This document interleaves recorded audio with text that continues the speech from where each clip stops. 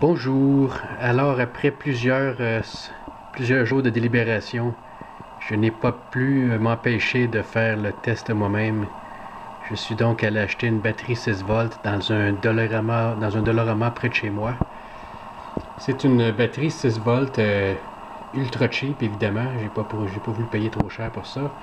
Donc, je l'ai ouvert à grands coups de tournevis. Question de voir s'il y avait bien des batteries AA dedans. Voici à ma grande surprise ce que j'ai trouvé.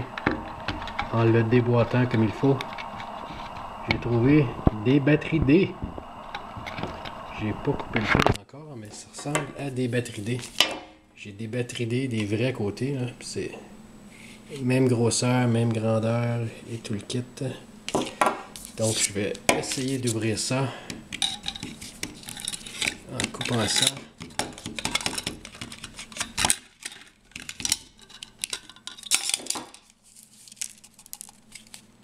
C'est plus solide que je pensais. Donc j'en sors une. C'est pas facile. On va couper ça.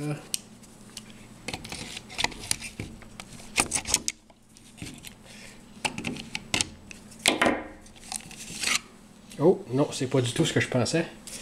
C'est comme une batterie D, mais plus large.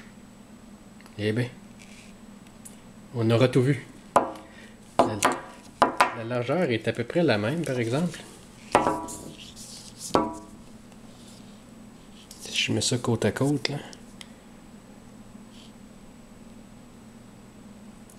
À peu près la même chose, mais la hauteur fait que ça ne marcherait pas du tout. Mais là, la question que je me pose, c'est si vraiment dans toutes les batteries AA, si c'est dans les batteries 6 volts, c'est vraiment toute la même chose que là-dedans. Est-ce que c'est ça dans toutes les batteries 6 volts, ou si j'avais acheté quelque chose de moins cheap, un énergiseur, quelque chose comme ça, si ça avait été ça avait été des AA. On ne le saura jamais. Donc, c'était la tranche éducative de la journée. Alors, pour toute critique, plainte, harcèlement de tout genre, n'hésitez pas à me contacter. Bonjour!